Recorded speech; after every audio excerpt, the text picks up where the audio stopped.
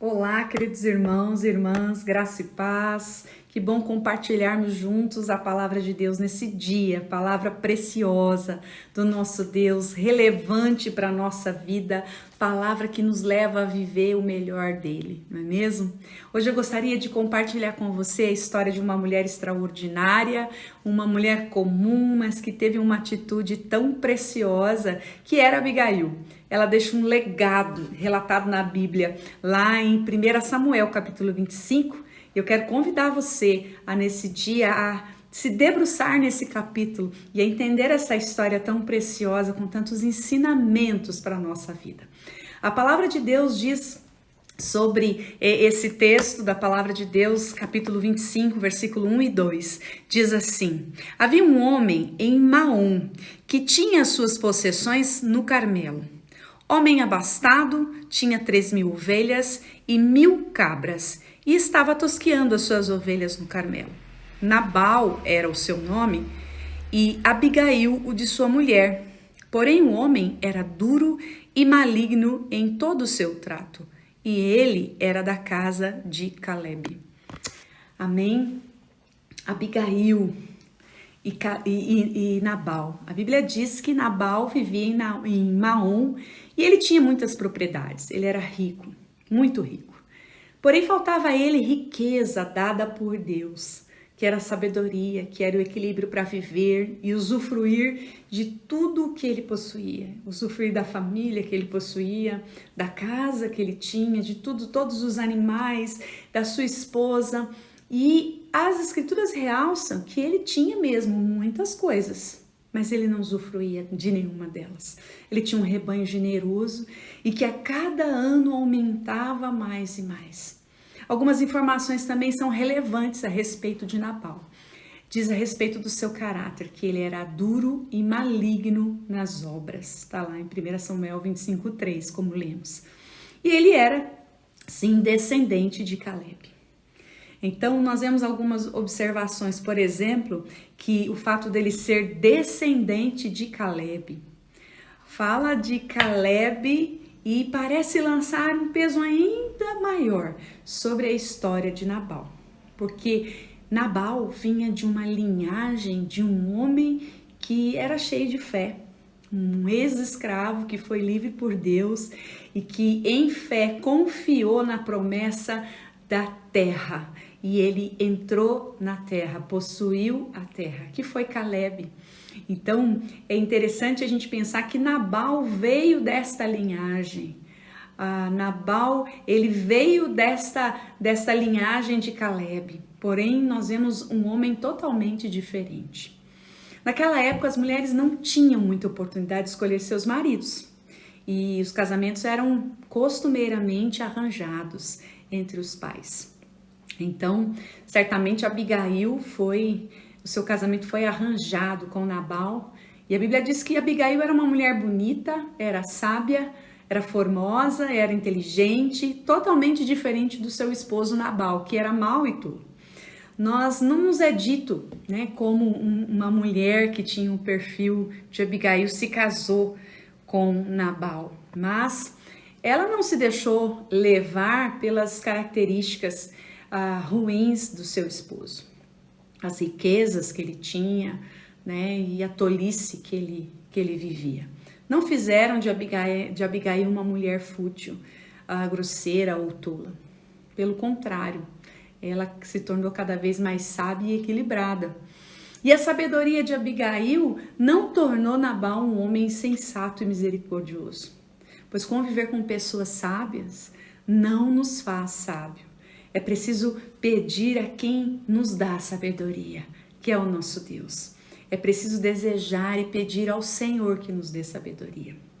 O certo é que Abigail se destaca nessa narrativa bíblica não apenas pelo seu status, mas pelas suas atitudes, atitude de humildade e na sua disposição de resolver de forma sábia e equilibrada um problema criado por seu marido Nabal.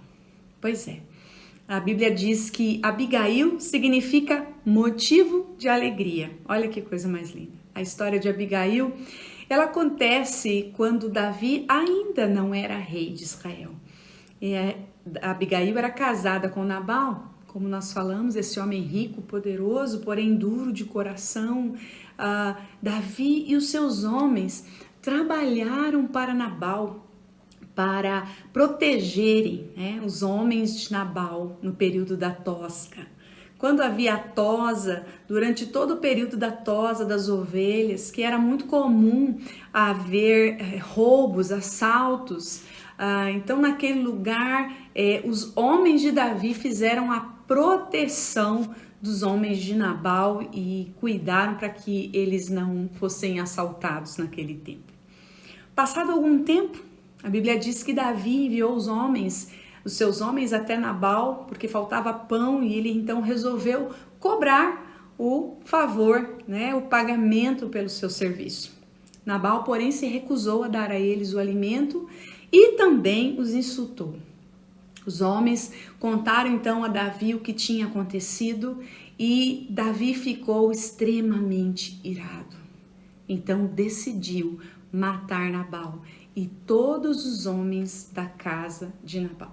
Isto é, seria o fim da linhagem de Nabal, seria o fim da casa de Abigail e Nabal.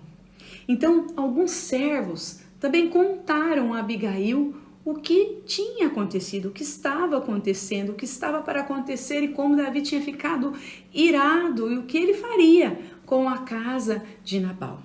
Os servos entenderam que Abigail era uma mulher sábia, que Abigail era confiável, que Abigail poderia trazer solução para aquela questão.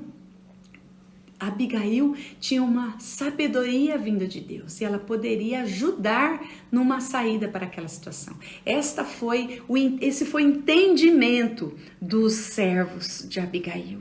Que coisa mais interessante. Quantas pessoas, ao olharem para nós, nos veem equilibrados, nos veem sábios para ajudar, né? Eu queria perguntar isso para você. Será que as pessoas têm vindo a seu encontro para pedir um conselho? Porque quando as pessoas fazem isso, elas identificam, elas estão dizendo que nós somos sábios, que nós podemos ajudar. E foi exatamente isso que aconteceu com Abigail. Esse é um legado poderoso que Abigail deixa para a nossa vida. Sendo sábia, buscando sabedoria em Deus para resolver situações difíceis, sabedoria em Deus para lidar com situações complicadas. Nós podemos edificar tudo que nós colocamos nas mãos, assim como Abigail. Precisamos da sabedoria de Deus para enfrentarmos e superarmos os problemas causados por nós mesmos ou até por terceiros. Quando sabemos que tudo vem dele e sem ele nada somos, nós podemos sermos usados por Deus para encontrar solução para alguma situação. Que possamos então com sabedoria ajudar, acolher e ser bênção na vida de outras pessoas, assim como foi Abigail. Deus nos criou para sermos confiáveis, úteis, sábios, assim como Abigail foi. Ela não se desesperou com a situação, mas ela confiou em Deus. Ela ousou confiar em Deus. Ela foi valente quando precisou agir e humilde para restabelecer a paz perdida naquele momento. Muito diferente do seu marido, o tolo Nabal. Abigail lembra a Davi que ele era o escolhido de Deus para ser chefe em Israel e que ele não deveria fazer justiça com as suas próprias mãos. Como está na palavra, ela disse assim para ele: não te será por tropeço, nem por pesar no coração o sangue que sem causa derramaste. Isso está em 1 Samuel 25:31.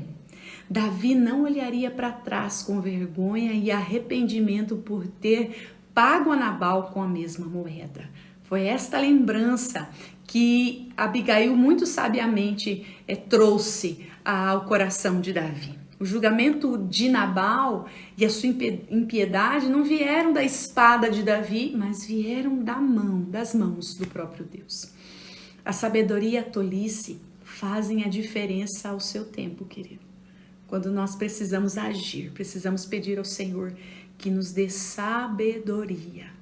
Podemos nos destacar por nossa sabedoria ou por nossa tolice, mas que sejamos sábios, amém? Sábias, e que venhamos a seguir o exemplo, o legado que Abigail nos deixa, pois no tempo certo também seremos honrados por Deus, pelo Senhor.